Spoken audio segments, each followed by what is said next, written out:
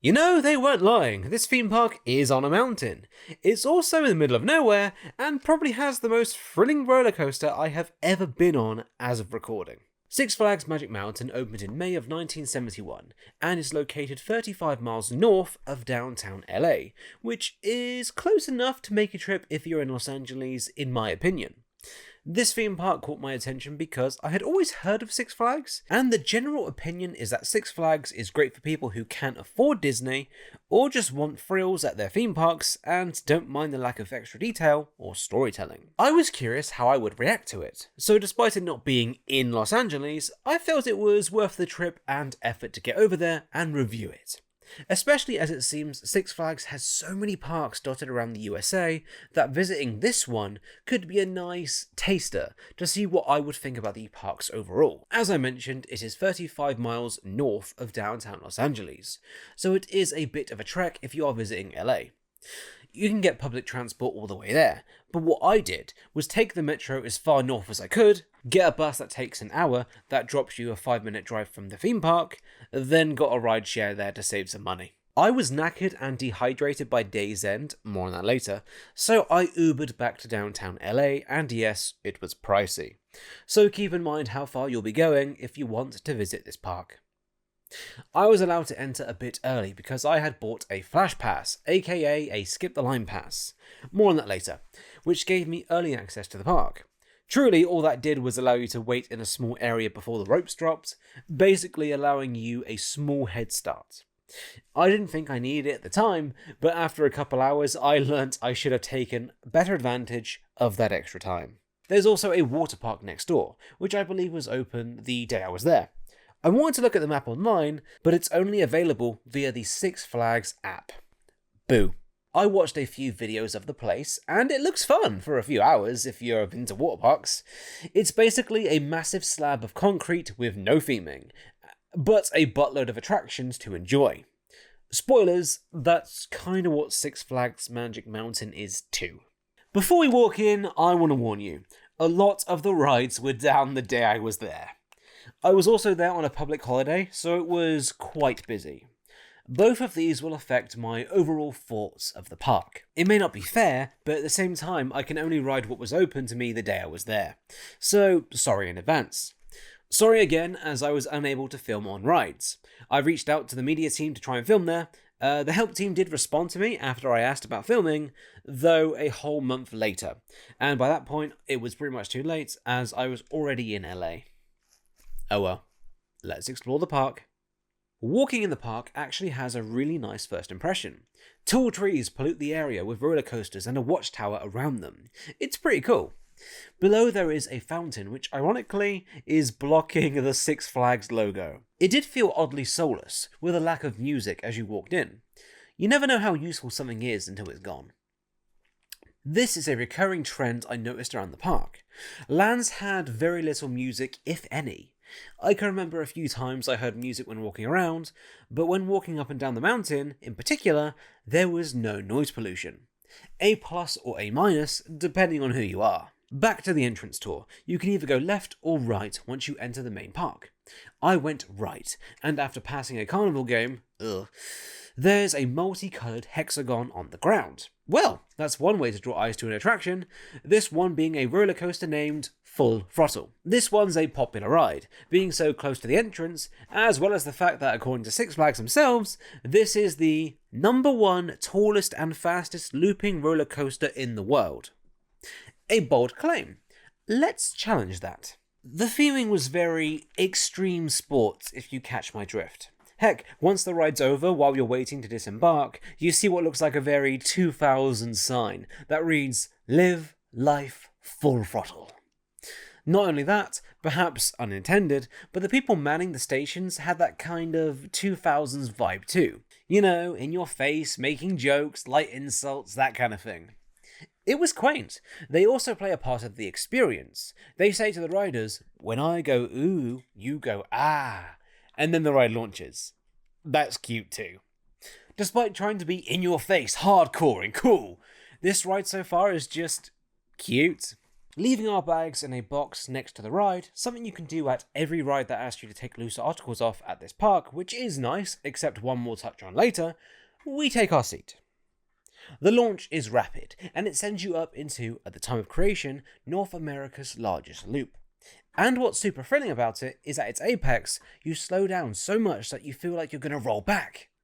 From every POV I have seen, this is by design, so fair play to that. There are next a few turns before we break underground.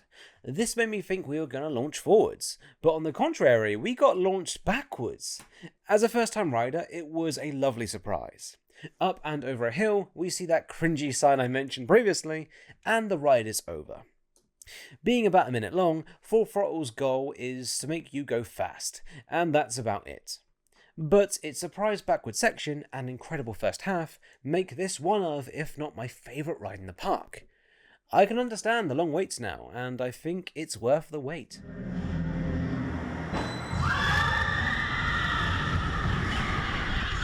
Leaving Full Throttle, I passed on my left a theatre that looked a little worse for wear, a Build-A-Bear workshop, Six Flags Kids, which is equally creepy and interesting at the same time, and walking into Bugs Bunny World. I didn't actually do this until I was going to leave the park that day, but for the sake of following the map counterclockwise, let's just say I went there. See, I thought for some reason this was called Looney Tunes something or other, but no, it's called Bugs Bunny World. Odd, does the name Bugs Bunny carry more weight than Looney Tunes as a whole? Walking around, the place is plenty equipped to entertain children. Indoor play areas, multiple flat rides, all themed to Looney Tunes characters, including a loved-themed teacup ride after that horny skunk, a kiddie coaster, and some theming that felt like somewhat of an old west town, as well as some walk-through attractions it looked like. It's odd though, when I was walking around it felt somewhat lifeless. I was really struggling to put my finger on it, and then it hit me. The lack of music. I don't think that's theming. I think that is an old popcorn thing that was destroyed. Once again, it's odd. You never realise how important something is until it's gone. But walking around, there was no Looney Tunes music filling the air to add a bit of life, making the land feel rather soulless. Almost as if everything here was just plonked and left in a day. The rides themselves looked fine, the indoor play areas too, but yeah, the land felt oddly lifeless. To be fair, a fair few rides were closed, but I am led to believe that this is what this place is normally like because I was there on quite a busy day. Some bits did feel a bit worse for wear, but others seemed fine. I don't know, it's obviously not for me, but I wouldn't bring my kid here to check this area out personally. Maybe I'm too harsh, but I have taken him to a theme park for free. He can be quiet and wait for me to ride X2 over and over again.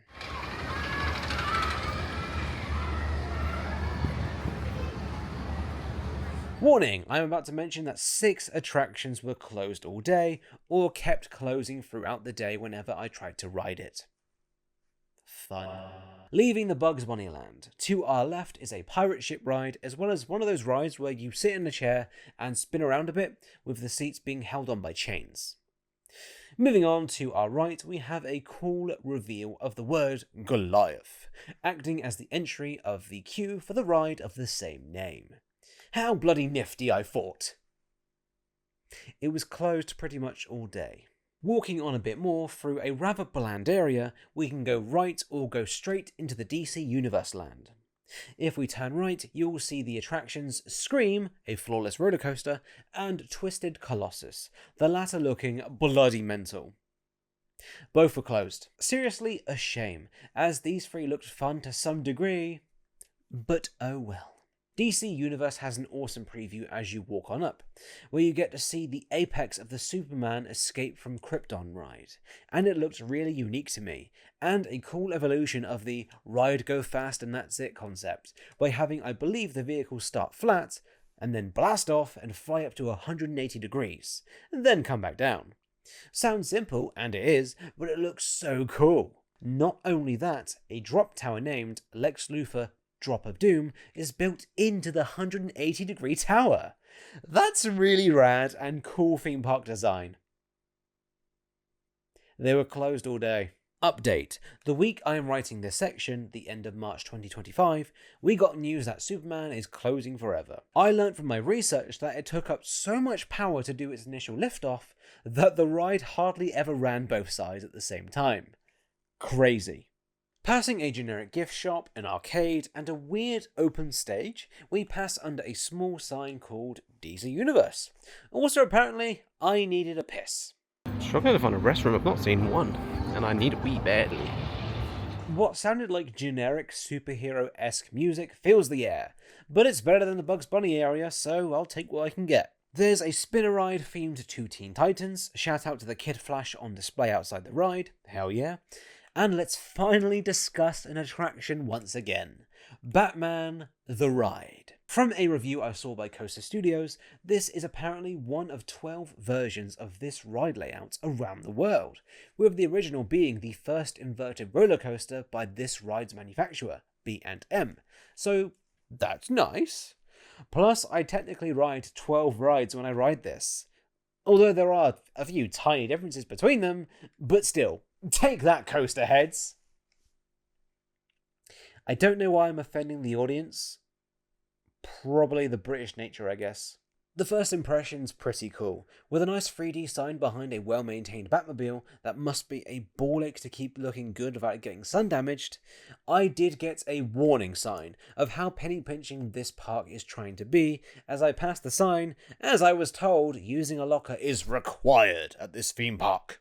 Spoilers, the staff are fine with you leaving your stuff around the ride, and I had that with every ride that didn't have a cubby to leave your stuff in, so you're fine, you don't need a locker. Entering into the ride building, there's light industrial theming, along with what I'm assuming is animated Batman music, but don't quote me on that. There is a nice reveal of a massive lit up Batman logo, which was unexpected. There's also a bat suit behind a glass cabinet. I wasn't allowed to try it on, so minus a point to this park already. As for the ride itself, lasting about 1 minute, it's one of those where you sit with your feet hanging and you're below the ride track, known as an inverted coaster. And I love these kinds of coasters, man. When done well, they feel smooth and thrilling at the same time. This is one of those rides. You get a good preview of this ride through the outdoor portion of the queue, and it gets you ready for nothing out of this world, but still really fun. It's only a minute long, meaning I'd argue it has good re-ride potential, with my favourite being this section you're seeing on screen now, which you can also get a great view from the exit of the ride. You could argue it's clunky looking, but I don't know, I had fun with this one. Really worth your time in my opinion if you come here.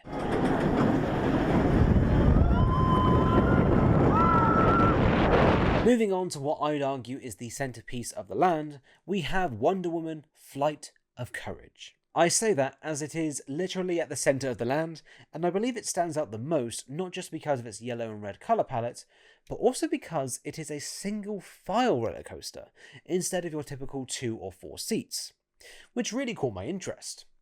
Entering a mainly indoor queue, which is nice for those hot summer days out here, the start of the queue is pretty cool.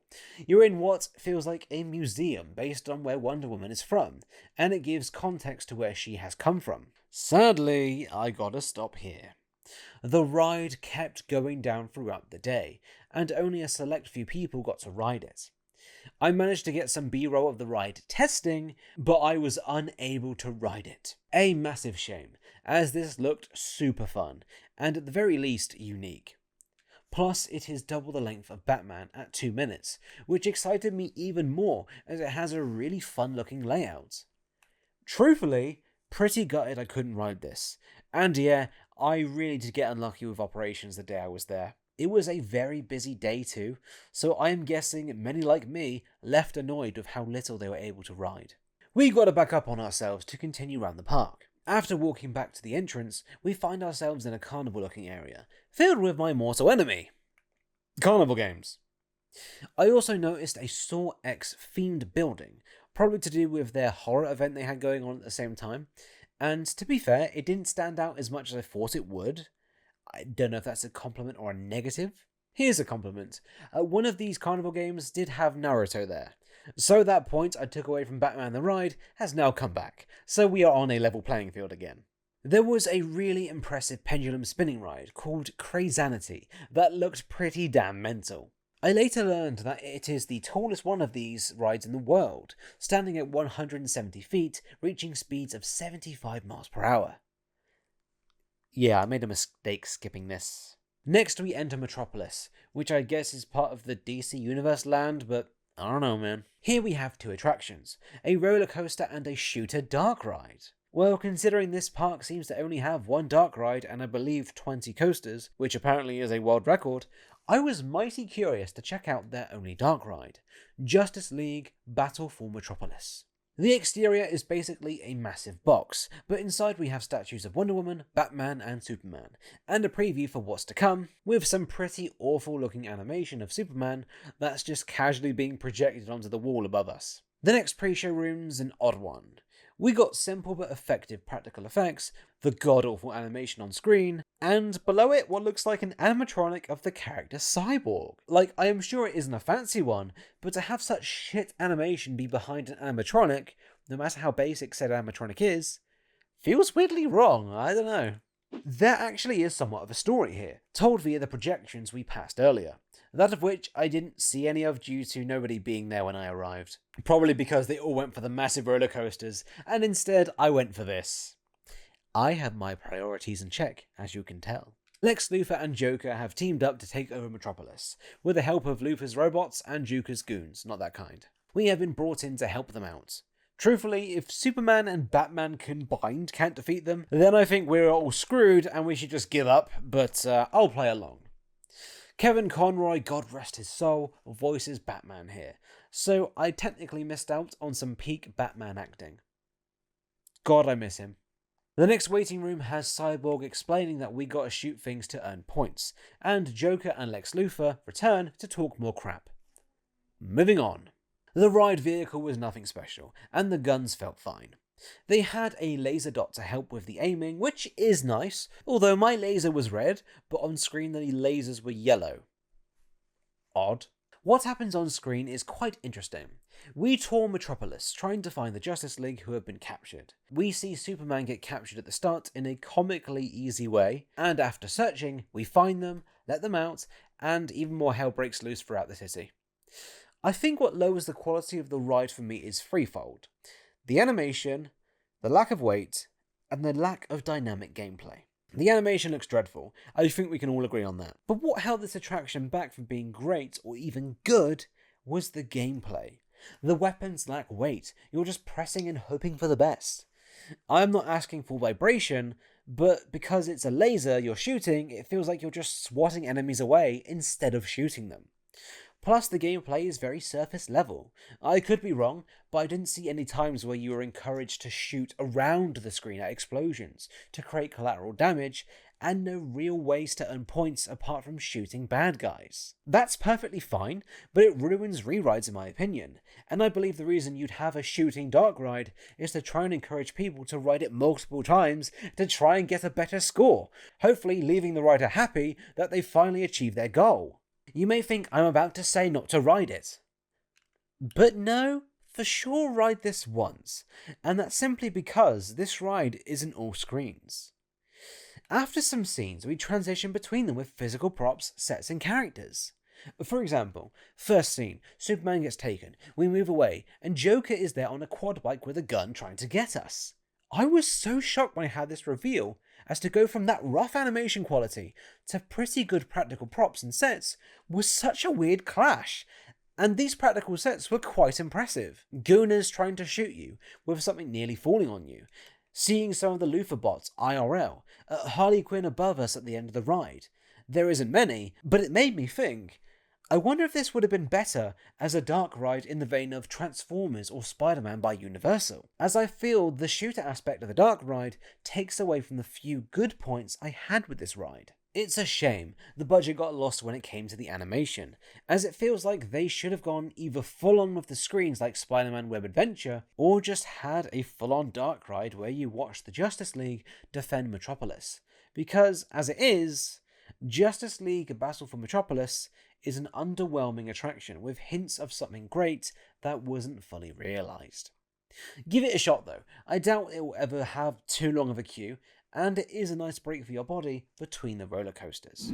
Led by his psychotic girlfriend Harley Quinn. Watch out for her. She's just as unpredictable as the Joker himself. Next up, directly next to Justice League, The Riddler's Revenge. This here's a standing roller coaster, and I have for sure ridden one of these before, but I can't bloody remember what it was, so let's just say this is my first. I must warn, this was near the end of my time at the park, and I was getting quite frustrated, not helped by the fact that I had a terrible experience in the queue due to annoying and rude people, only to then be forced next to them on the ride. I won't take that away from the ride, that'd be silly, but overall, I didn't enjoy my time on this roller coaster. The queue didn't have anything of note from memory, apart from the fact that once you get to the dispatch area, it's basically a free-for-all of which row you go in. That's fine, people can decide where they want to go, but if you have annoying people, this can spell trouble. So with a standing coaster, you sit in the seat, and once you feel comfy, you're locked in within a small field of movement that you can bob up and down with. The problem I have, at least with this one in particular, is that it doesn't feel comfy in the slightest. Plus, the bobbing sensation and a powerful roller coaster is not pleasant as a man due to a certain reproductive organ that I am blessed and cursed with depending on the situation. All of this to say, the ride layout doesn't matter much when every turn or vibration feels like I'm reducing my chance of having kids more each second. Fun fact, I recorded this before I had a son, so guess I'm okay. I am sure others are perfectly fine riding this, and maybe I was given a shitty position to sit in. I don't know. The layout was great, it's thrilling as hell. I heard a lot of people loving it when they got off the ride. I sadly had a really bad experience on this ride, but I don't truly believe it was the ride's fault. I am not massive on standing coasters, but I got to ride more before I fully commit to that opinion. This has never happened before, but I'm afraid I'm not going to fully review this ride. I gave the opinions I could, but I don't think it's fair to the theme park and this ride that I review it in the state I was in. I hope you all understand, and I apologise to you all. Leaving Metropolis, we walk on, getting a nice preview of the ride we'll enjoy later called Ninja, as well as a closed coaster I didn't get to ride called Gold Rusher. Before us is the log flume Jetstream. As opposed to Timber Mountain Log Ride over at Knott's Berry Farm, which is probably one of the better log flumes I have ridden in my life, Jetstream is one of the worst. Yeah, no foreplay, I'm getting right to it. I am gutted that I was unable to film on this ride, as you would have heard me effing, jeffing and grunting in pain various times throughout my experience on this ride. Every turn, every break, every climbing section, you were battered and beaten as if you said you hated Mickey Mouse to a Disney adult. This shit is rough. Do you get wet? A little, not enough to be annoyed. You also flow past the aforementioned Ninja roller coaster, so that does add a nice bit of kinetic energy. There are 2 drops in total, but you don't even get nice views of the area around you, as when I was there, I was surrounded by trees, so I didn't get to overlook any of the theme park. As you can tell, I don't bullshit, I hated Jetstream. Skip this ride, no question, bloody moving on. Moving into the next area, I guess it's themed to cars? I don't know, I guess not everything has to be a themed land. Anyways, go-karts are here, but they were an upcharge that I don't think got used the entire day I was there. That's just funny, and hopefully a sign to one day remove the upcharge, and in turn increase the throughput of the park. Now, do you remember Pimp My Ride? No, not the exhibit-led version, no, not the Tim Westwood-led version for my UK friends. There's a newer one. At least, that's what I thought. But I believe from my research, West Coast Customs, the original garage that put PS2s in cars ruining their resale value, moved away from Pimp My Ride, as they are basically a brand in their own right at this point. West Coaster Racers, the next roller coaster we will be discussing, is themed to the aforementioned customs of the West Coast, and is my favourite ride in the park. It's not the best, but it's my favourite. Then again, you've heard about every ride I was unable to ride. I'm willing to bet some of those were better than this. Anyways, outside the queue are a few cars that oddly looked fake. Perhaps these are ones that the West Coast Customs peeps worked on, but I personally doubt it. What I found interesting when I got to the loading bay is that there was only one loading zone. Huh, I thought, how are there 2 races at once then? We're about to find out. I do remember the seat being a bit awkward, There were shin guards that weren't the comfiest, and the restraints were two halves. One that goes up to your waist, and an overhead bit that required a seatbelt. This, I noticed, slowed down how fast trains were going out due to the testing needed to make sure the ride was safe to go out, as well as the fact that some people just don't know what the fuck a seatbelt is, slowing things down. Also, watch out for the restraint. It is way lighter than it appears to be, and I cut my hand on it, so be careful. Also, put your hand on the upper restraint so that you're holding on around your ears. You will shake a fair bit on this ride, hitting the restraint with your ears, and my ears were bruised the day after riding this. Unlike some rides where you're expected to pay for a locker, and instead people leave their items dotted about, such as X2 and Batman the Ride, this ride had cubby areas before the final part of the queue before loading, which really helps crowd flow. I could tell this was one of the newer rides at this park, as other rides that have places to put your bags like the Riddler are awkward, as you have to go through the ride vehicle to get to the other side, drop your shit off, and then scuttle your way back to the seat. Try not to awkwardly touch anyone on the way back. Starting the ride, we creep forward, and on our left is another track with another car with riders in it. We wait, and then both get launched at the same time. It's a cool visual, and from there we twist and turn in tandem around the track. I love this track layout. There are inversions, meaning you go upside down, and the speed is great, but the feeling of a race is ever present throughout the ride time. You'll be underneath your opponents, only to then meet them again in a straight, then you'll be above them, hard turning left in tandem, then turning right in tandem. I loved this feeling. And it made this ride almost feel like a collaborative experience, since we are riding together in separate cars, experiencing a different track layout, but at the same time sharing a good old race. After a race where I don't think anybody wins, and there's no real mention of you having a race now that I think about it in the actual ride, we pull into a shaded area, which is in fact not a separate loading area, but a brake section. Someone from West Coast Customs appears on screens to the side, saying some gubbins, but also says that people are below our ride vehicle, working on it. Sure. Whatever. From there we approach the starting line once again, meet the racers to our right, get launched, and do the second layout. They are both as fun as each other, and it was a nice surprise discovering you get 2 go-rounds at once, and not queuing up for version 1 or version 2 like I guessed as I sat down. This ride was shockingly good.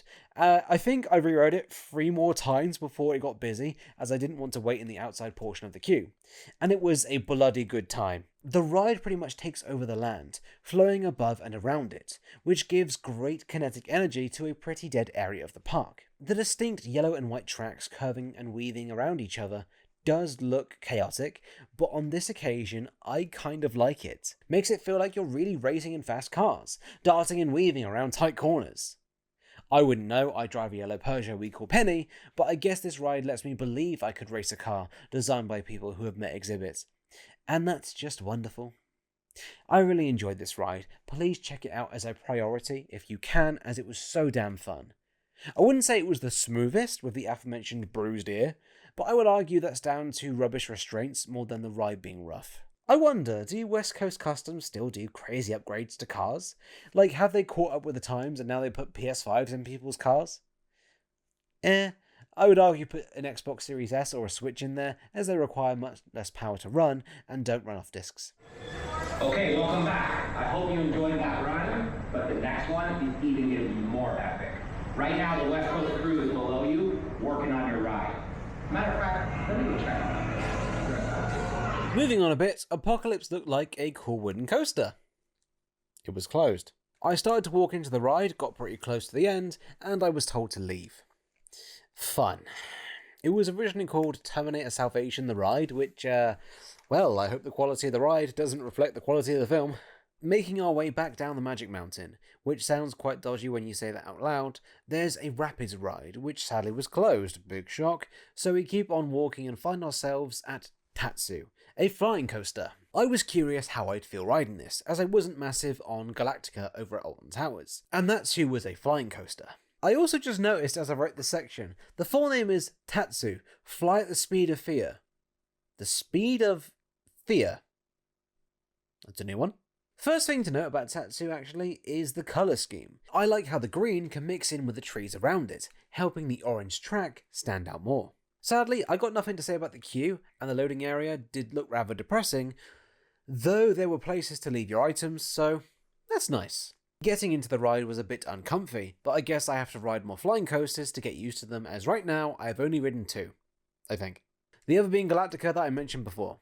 Speaking of, the height limit at Alton Towers really limited what that ride could do, as this ride was freaking awesome. The scale of how tall Tatsu is really enhances the thrill and fear you can get from this ride. The height you get while getting an overhead tour of the land below you is mental. It's thrilling, with plenty of times where you face the sky by rolling over. The ride wasn't that rough at all, which was a nice shock, and there's an outstanding finish where you turn left to line up for a massive inversion. A reverse inversion? Where you rocket down towards the ground around a loop while facing the sky. Wicked speed coupled with the fact that you dive bombing the ground. Oh, it's so cool. Tatsu caught me so off guard. It may only be 50 seconds of fun, but it is shockingly good fun. Maybe I like flying coasters after all. Next we have Ninja. What makes this ride relevant to being a ninja? Not a clue. This queue did have some theming, but my goodness, it was lacking some much needed TLC. It attempted to have a Japanese theming, which is noticed and appreciated, but it was mid as hell. It was also dead nearly the whole day. I wonder if the reason for that was the ride's location in the park. It's between 2 different paths, both of which require going off the beaten track a bit. Like, I knew this ride existed due to Ninja being visible from Jetstream, since they kinda mix together, which is neat, and maybe my reasoning is copium for the fact that I have poor orientation skills. But considering many other coasters were getting big numbers concerning wait times, I don't know, I feel my argument has some weight. Speaking of weight, this ride format doesn't give a damn if you weigh 10 or 100 kilos. This ride vehicle is basically hanging from the roller coaster track, which allows for a very cool, almost weightless feeling while taking quick turns. This is known as a suspended coaster, and I feel they are fine. Like, they are cooler off the ride than they are on the ride, unless you're in the front row. It is pretty damn cool at the front of the ride. What I will give this ride is that not only does it skirt in and around the terrible log flume ride Jetstream, but there's a point where you nearly touch the water below you, and it gets proper close. Again, looks cooler off the ride than on, but still worth mentioning. The main thrill in my opinion is the aforementioned turns, and that does make it perfectly fine, but when I got off this ride I was like, not bad. It was quite loud though, so warning there. The low wait times for sure make it worth a punt, but I wouldn't queue very long for it. I don't think Six Flags expects massive queues for this ride, as the queue overall was rather small, with just the main dispatch area having things for you to queue in. I will warn, the seat restraints don't hold you very tightly to the seat, so you will slide left and right if you don't brace yourself. Maybe that's why it's called Ninja. It's meant to evoke a ninja dodging shuriken as you slide in the chair. Never mind, it's a 10 out of 10. Normally I like to talk about things I see as I tour the park. However, this park is rather boring to walk around. But I noticed these pillars of rollercoaster history while walking to our next ride, Viper, and I thought that was cool. I will try and find the footage, but I swear there was 1 or 2 parts of the exhibit that were missing, which was kind of funny. Though it is nice for a park in the park to immortalise rides they had made. Like, I may have mentioned this in the past, but the theme park industry is terrible for remembering its past, or at the very least immortalising the rides in some way. Like, a great example of immortalising a ride is what Alton Towers did at the front of the park, keeping a part of the first ever roller coaster outside the main entrance. I'll stop, though I bet one day a ride I truly deeply care about will be taken away, and I'll rant properly about theme park history. Viper does have a bit of theming in the outdoor portion of the queue. It's just a bit of theming to what I would guess is an old tomb, perhaps, but something is better than nothing. I also do a test where I sit in a roller coaster seat while I wait for this ride to start, where I lightly tap my head to the side to see how giving the head protection is. And as soon as I did my testing, I knew that in a couple minutes I was going to have a headache. I leaned forward as best as I could so I didn't get a headache. Little did I know that this ride is an old bastard who wants to put you through loop after loop while beating the living shit out of you. Was it thrilling? Sure. Did I come back black and blue? Yup. Remember, I said I sat forward to try and not get a headache. Well, in doing that, this was the closest I have ever gotten to greying out on a roller coaster. Greying out, by the way, means to lose some of your ability to see before becoming unconscious. It's funny too. The build up to the first drop was super slow, almost to trick some riders into thinking that it's going to be a smooth ride. But then twice we banked hard downwards into an inversion, the second of which being a double inversion. From there, the ride becomes more twisty and ironically smoother. Did I enjoy Viper? Call me any word you feel appropriate, including ones related to cats, but Viper was way too rough for me to be fun. They really meant what they were saying at the start when the comically small signs next to you as you ascend the lift hill read, "Keep hands on grab bar." You know what I noticed? I think this is called Viper because the two sections with the inversions is known as a cobra roll, I think. Huh, that's kinda cute. Oddly cute even, considering how rough the ride is. We've got 3 ludicrous loops! Get ready! Whee! Moving on to our penultimate ride we shall be discussing today, tucked in the corner of the park, and a ride that I oddly struggled to find considering how much of a big bastard it is. X2. X2, in my opinion, is what this park is trying to pitch as their headliner ride. My reasoning being that, with their middle tier skip the line pass, I was able to use it once on the ride. The same goes for the top tier pass, so that really makes me think that this is the ride that Six Flags wants to advertise as the big boy here. X2, I believe, is the world's first 4D wing coaster. At least I'm assuming the original version of this ride is. The name X2 leads me to believe that this ride got a revamp at some point. This ride is fucking massive.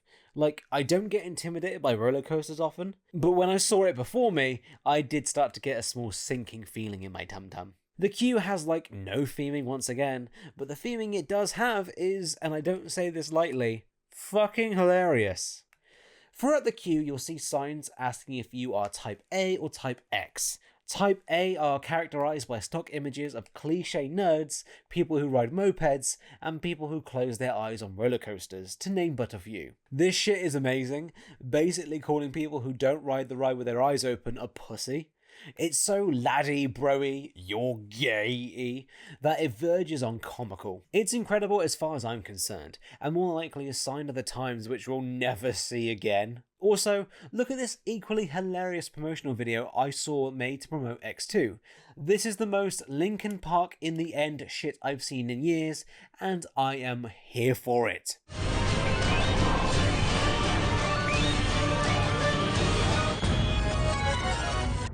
Do not resist.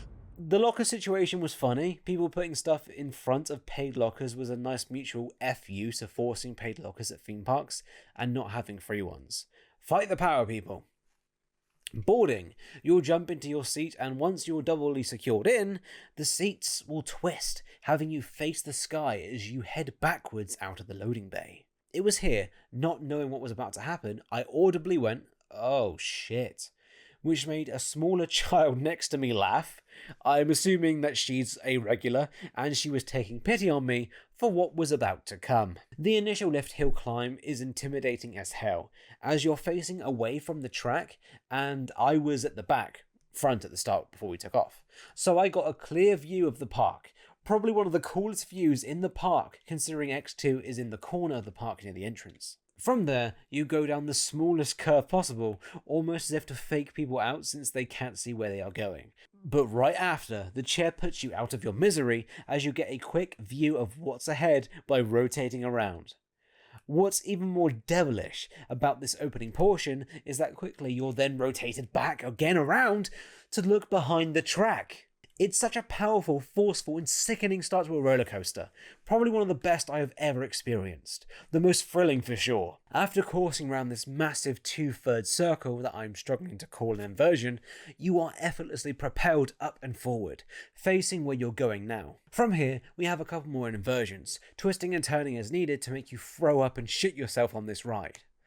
X2 is only a minute long, but you feel like you've been in a fight and you only just barely won. It's interesting. The seat rotating looks off-ride like it would be rough, and although it was for sure violent, I was shocked by how not that rough it was.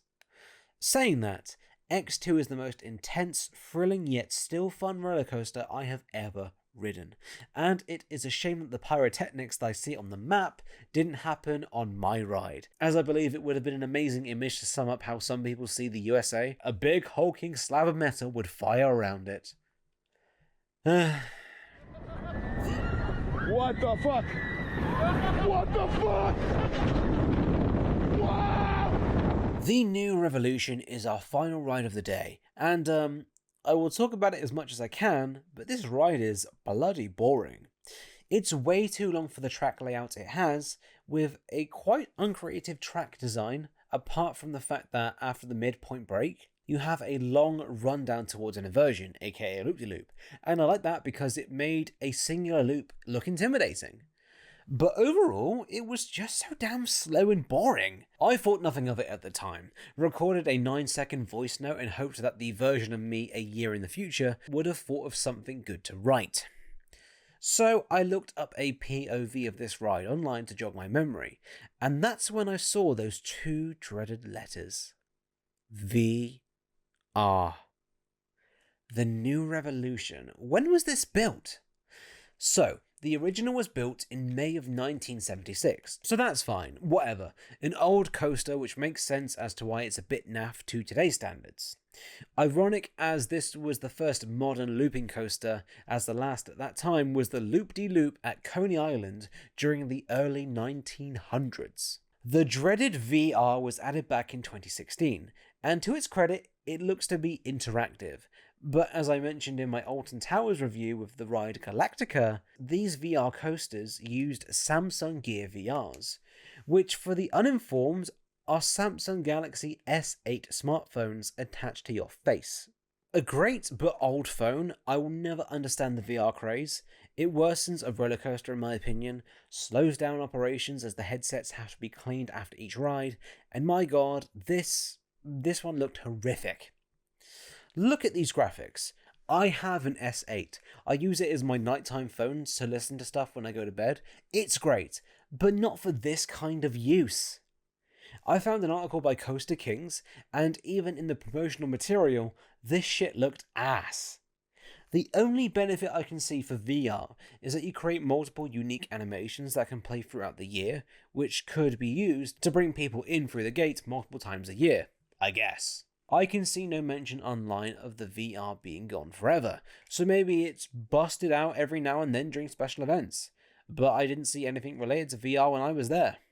Truthfully though, I am kind of annoyed I didn't get the VR version. If you've seen my channel previously, I love Fast and Furious at Universal Orlando. I find Walt Disney Studios Park fascinating. I love so bad it's good, so maybe I could have added this to a list as... Again, look at this. This is prime me material. Guys, that was awesome. You have to try this. Finally, the section where I discuss everything I couldn't fit above. Flash Pass allowed me to wait half of the posted wait time at the time of me getting the pass, which you access by scanning a QR code on entry, which opens up a web page in your phone's browser. You enter the email you used to buy your ticket, and hey presto, you're ready to go. You are able to have one reservation at a time, and depending on the tier you get, you either wait the full time virtually, half of the wait time, or skip it altogether. When your time is now, you're given a QR code that you show to someone. They scan it, and hopefully you enjoy the ride you spent the extra money on. X2 is a one-time use, and the rides Wonder Woman and Superman were standby queue only, and not part of the pass no matter what tier. X2 may be the only one with a single reservation per pass, but it feels like every ride was a one-time use when I was there, so I have no idea what's going on there. I found the pass worked alright. I didn't have any major issues with it, apart from the fact that if a ride goes down, you don't get a make good pass, and your options are remove your current reservation, try again later, and instead use your one reservation at a time somewhere else. Or keep it and hope the ride opens ASAP. This is a shame after you wait for ages. You start making your way towards the ride for it only to go down and you are left with diddly dick. What makes these moments worse is the layout of the park. Look, the park is called Magic Mountain, I know, and this means you get some good views of some of the attractions. However, this means going from one heavy hitter to another means going up and down the mountain over and over again. And it's never just simply going up and down, you're weaving in and around. It doesn't help that the communication is pretty poor at this park. If a ride goes down, there is no message over the speakers saying it is closed. The best I got was at one point a girl walked over and said to a group of people, "It is closed," expecting us to pass the message on. It hurts when a ride has been closed all day. You finally make the trek to check it out, and it closes again. Shit happens, for sure, but considering this park's a ball ache to walk around, with next to no signs to speak of too, Six Flags Magic Mountain was just overall not pleasant to be in from a customer satisfaction perspective. While we are being negative, I also have to mention the fact that there are no wait times outside the rides. The only way it seems to find out is via the Six Flags app, via screens dotted around the park, or by asking someone, who'll then check the app. This means I was looking at my phone way more than I wanted to. There is a navigation feature on the app, which I was hopeful for. However, it was very spotty, and only worked when it felt like it, despite my phone working fine. Although, if I remember rightly, it was one of those theme park apps that I couldn't check the wait times of until I was inside the park. I really do hate when they do that. I noticed on the map you can get something called a dining pass, where you pay once and you can eat all season. Basically a season pass for food. I remember hearing about this in a business video, and how some people in previous years actually saved money by eating at Six Flags instead of at home. I am sure it's a bit more pricey now, but if I was a frequent guest, I would take advantage of that. The food looked average to fine, however on the map there are some helpful icons dictating if that location has healthier options, is part of the dining pass, or has gluten-free options. So to be fair, respect. Plus, there's about 20 locations to grab food of some kind. Not too bad. This dining pass is quite a unique idea for a theme park, so I did a bit more digging. The basic pass at the time of recording was $120 and read, max of 2 meals per day, only a 4-hour interval is required between meals, drinks, snacks and desserts are not included. Or you can upgrade to a national pass, which I believe works at all Six Flags locations around the country for $155 with the same rules. Honestly, if I was a regular, even once a month, I would buy this pass. I think it's a pretty dang good deal. You don't get drinks, which sucks, more on that in a second, but I truly think this is a good deal for the right customer, and I would love for more parks to do that. Heck, I'm pretty sure like chips and chicken dippers at Alton Towers is like 16 quid. Madness. The name is no joke. Six Flags Magic Mountain is indeed on a mountain, so you'll be going up and down various times throughout your day from ride to ride. The pathways are quite windy, meaning the path to and from the next ride may be a ball ache depending on where you are going. I believe there was a mover called the Magic Mover near the front of the park that takes you up the mountain a bit, or goes down depending on where you are. Take a guess on if that ride was open that day or not. So for some reason, my brain wasn't working right throughout this trip, as I never once went to a drink stand and just asked for a cup of water. I get the feeling Six Flags wouldn't do that, but at the same time, fainting from dehydration is bad press. However, this park had very few water fountains, 2 if I can remember rightly. 1 didn't work, and 1 spat out water so yellow, I bet my piss that day, dehydration included, looked clearer than that water. That was 100% not on, especially for a theme park that, to me as a pasty white British male, felt like it was in a dry desert. Serious issue with this park, and that shit has to be addressed in the future. I noticed something here for the first time that other rides did. If a ride has a big queue, even if there isn't many people in it, Looney Tunes cartoons would play in the queue. I actually don't mind this. I get that it's much better to have shit made for the ride that is unique, but if you're not going to do that, play the shit you own in the ride queue. You know Disney or Universal is giving up on a ride's queue though, if they would just start showing clips of films or shows in a queue. I am saying this is fine, as I am not expecting a Disney or Universal here, so my expectations are in check. Tickets for this park were on average $55, and I think that is okay. I akin this to a big playground, minus a dark ride and a couple queues you aren't paying for the theming. You're paying for, of course, the staff as well as the maintenance of so many rides. Sadly, when I was there, many of the rides were under maintenance, but what are you gonna do? Character meet and greets are of the Looney Tunes and Justice League variety. I didn't see any during the day when I was there, but I doubt the suits the staff wear are Disney quality, and it was above 40 degrees centigrade when I was there, so I can respect why someone would not want to be out and wear a suit in that heat. I noticed pet relief areas, presumably for service dogs. Hell yeah, love this. I am sure you are able to tell I deeply care about dogs, so a happy doggo is a happy me. Although considering how hard I struggle to get water, I hope there's a way for your service dog to get water too. This theme park, if everything was fully operational the day I was there, would be good value for money in my opinion, but only to thrill seekers. If you care for theming, storytelling, or truly anything else apart from thrills, you will be disappointed if you go to this theme park. One thing this park is great for is getting a crash course in roller coasters at one park. With 20 in total, if you're able to ride them all, you'd be able to ride a great variety of coasters, which very few parks allow you to do. I am grateful I got to go to this park, as although I do enjoy thrills, if that wasn't obvious, I have learnt that theming does matter a lot to me. A park that is able to strike a good balance between thrills, theming, immersive storytelling, and a good time overall is more my kind of theme park than a straight amusement park, where all the money goes to creating as big or as many rides as possible. X2 was fucking mental though.